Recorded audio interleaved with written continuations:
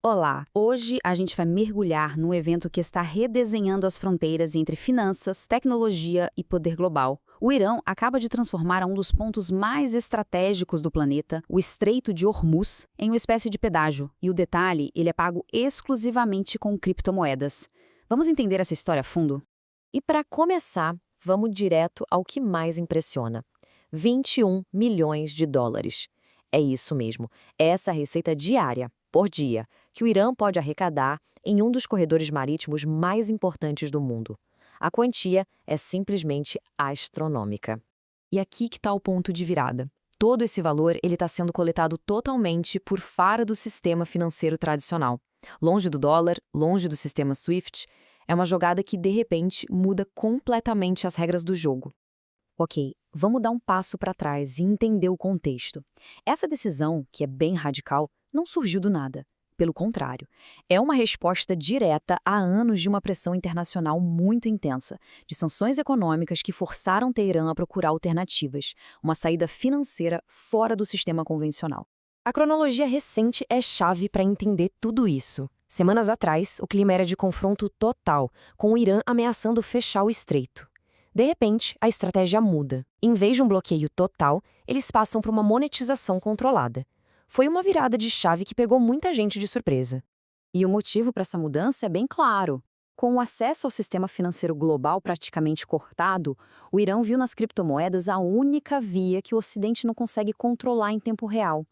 Era, no fundo, uma questão de sobrevivência econômica e encontrar um novo caminho financeiro. Certo. E como essa operação toda funciona na prática?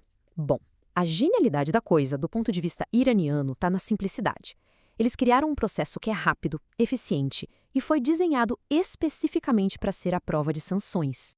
E olha, isso não é especulação, tá? A informação foi confirmada oficialmente por Hamid Hosseini, que é porta-voz da União dos Exportadores de Petróleo, Gás e Petroquímicos do Irã. Ou seja, é uma política de Estado, não uma operação clandestina. O processo é super direto, quase instantâneo. Um e-mail, uma fatura, a transferência e a passagem é liberada. Essa janela de poucos segundos para o pagamento é o ponto crucial, porque dificulta demais qualquer tipo de intervenção ou bloqueio da transação. Agora vamos voltar a falar dos números, porque é a dimensão financeira dessa operação que explica por que ela é um desenvolvimento tão significativo no cenário global. Esse gráfico aqui ilustra a escala da coisa de um jeito brilhante. A gente está falando de 21 milhões de barris passando por lá todo dia. O potencial de arrecadação chega a incríveis 7,7 bilhões de dólares por ano. É um fluxo de capital imenso, que está acontecendo completamente fora da supervisão ocidental. E para colocar isso em perspectiva, um único navio, um super petroleiro, pode ter que pagar o equivalente a 2 milhões de dólares para passar. Isso transforma aqueles números gigantes em um custo bem real, bem tangível para a indústria de transporte marítimo. Bom, agora a gente chega na parte da análise das consequências. Porque esse evento tem um impacto duplo e muito profundo. Ele abala tanto a dinâmica do poder global quanto o próprio universo das criptomoedas.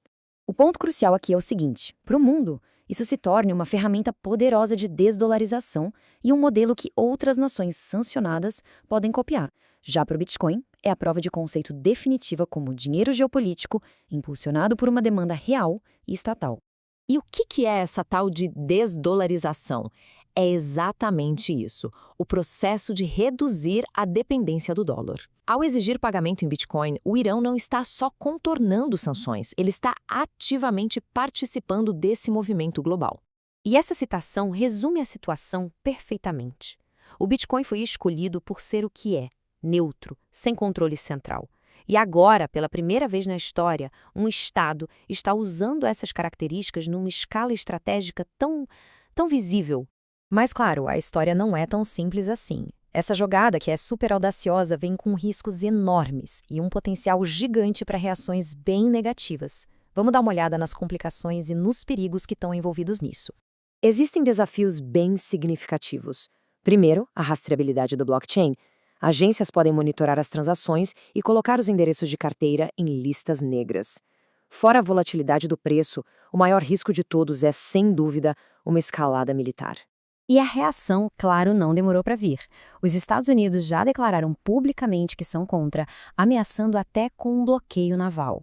Isso eleva a tensão a um nível perigosíssimo e pode transformar o que era um conflito financeiro num confronto militar de fato. Então, quem vai pagar esse pedágio? Os analistas acreditam que as empresas ocidentais não vão arriscar.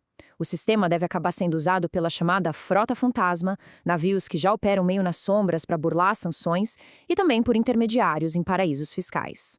Em resumo, o que a gente está testemunhando é um verdadeiro marco.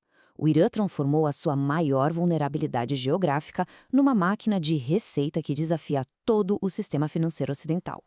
É sem dúvida o uso de criptomoedas como uma arma geopolítica na sua forma mais explícita. E tudo isso nos deixa com uma pergunta fundamental.